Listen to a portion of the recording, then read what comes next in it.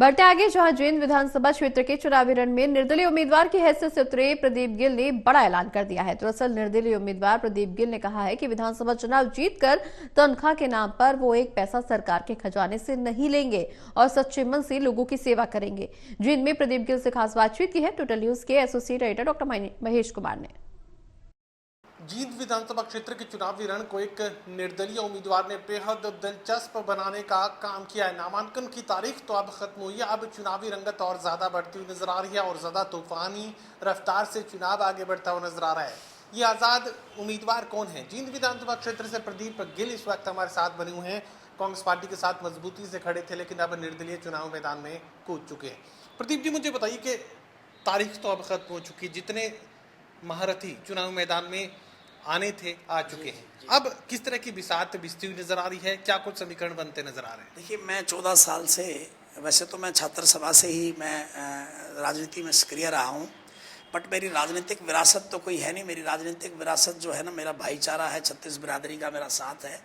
अगर मैं बात करूं, मैं 14 साल से सक्रिय राजनीति में, 2010 में मेरी धर्मपत्नी ने 15 गांव से जिला परिषद का चुनाव जीता और उसके बाद मैं प्रदेश का अध्यक्ष विधायक पार्टी का लगातार लोगों के बीच में रहा हूं। मुझे तो 100% ये विश्वास है, 2 घराने हैं यहाँ पर जिन्होंने सदैव राज किया लगातार, चाहे वो मिड्डा परिवार है, चाहे वो चौधरी स्वर्गीय मांगेराम जी के बेटे आज जो अगली कड़ी में आकर के चुनाव लड़ रहे हैं। तो इन 2 परिवारों ने, अगर मैं बात करूं तो जींद की जनता ये जानती है कि कितना काम किया है, कितना नहीं। इस बार लोग चाहते हैं कि उनके बीच का व्यक्ति कोई चुनाव लड़ करके आगे आए। जनता से जुड़ाव का जो जिक्र आप कर रहे हैं, इससे जुड़ाव का कितना फायदा आपको मिल सकता है और क्या यह जनता इस जुड़ाव को याद रखती है मतदान के बाद? देखिए, मुझे ये लगता है कि जिस प्रकार से जींद 1966 का सबसे पुराना जिला है, आज जहाँ पर हम देखते हैं तो आसपास के जिलों में जब नज़र दौड़ाते हैं तो लोग बड़ा तंग हैं कि वहाँ पर चाहे IMT की बात हो, चाहे वहाँ पर जो है ना रोजगार के नए नए साधन जो है बन चुके हैं, क्योंकि वहाँ के नेताओं ने वहाँ का कुछ न कुछ तो विकास किया है।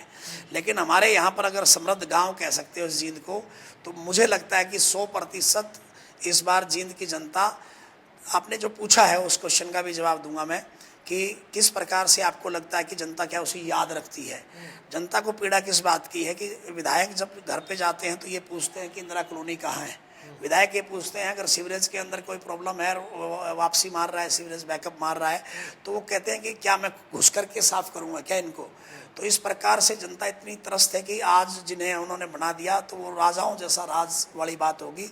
यहाँ इन लोगों ने अपना मुट्ठी का मान लिया लोगों को, जिसको आज लोग बदलना चाहते हैं और आम आदमी को आगे बढ़ाना चाहते हैं। चुनावी रंगत का बड़ा असर पड़ता है। नामांकन के दिन जो रोड शो आपने किया, उसके बाद भी कोई इलेक्शन में फायदा आपको मिलता हुआ नजर आया? देखिए, मैंने पहली बात तो मैं आपको बताता हूँ, कल जो लोग आए, चाहे वो ट्रैक्टरों से आए, चाहे वो गाड़ियों से आए, चाहे वो अन्य साधनों से आए, थोड़े से साधन तो मैंने प्रोवाइड जरूर करवाए हैं। मैं झूठ बोलने वाला व्यक्ति हूँ नहीं, क्योंकि जैसे गांव वाइज कई बार वर्कर इस प्रकार का भी साथी होता है जिसके पास साधन नहीं होता, तो वहाँ हमने जरूर प्रोवाइड कराए। नहीं तो लगभग हजारों गाड़ियाँ और सैकड़ों ट्रैक्टर लोग खुद लेकर के आए हैं और जिन्होंने कल ये दिखाया कि हम आपके साथ हैं।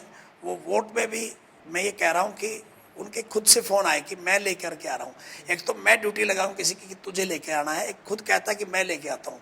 तो सोच के देखिए, वो इनके खिलाफ हैं, इनसे त्रस्त हैं, तो वो चाहते हैं कि एक हमें मौका मिला है एक नौजवान का, क्योंकि पार्टियों ने तो हमारे जैसे लोगों को साइडलाइन कर दिया। एक गारंटी भारतीय जनता पार्टी दे रही है वोटर्स को, एक गारंटी कांग्रेस पार्टी की तरफ से वोटर्स को दी जा रही है। अब प्रदीप गिल की गारंटी क्या है? मैं ये है कि मैं खुल के बोल पाऊंगा, मैं ये बोल पाऊंगा कि आज मौजूदा सरकार ने क्या किया, पिछली सरकारों ने क्या किया। मैं खुल के बोल पाऊंगा कि मेरा एजेंडा क्या है। मैं खुल के बोल पाऊंगा कि मैंने अपनी जो तनख्वाह है, अगर मुझे विधानसभा पहुंचाते हैं, ये बोल के देखिए इस बात को, मैं आपके टोटल टीवी में बोल रहा हूँ कि मेरे को अगर लोगों ने चुना, अगर मुझे 2 लाख 2.5 लाख जो भी आज तनख्वाह विधायक को मिलती है, तो मैंने बोल दिया कि मैं एफिडेविट दे रहा हूँ कि मैं उसमें से एक भी पैसा अपनी गाड़ी सिस्टम में ईच एंड एवरीथिंग जो मेरे खर्चे हैं उन पे कोई खर्च नहीं करूँगा।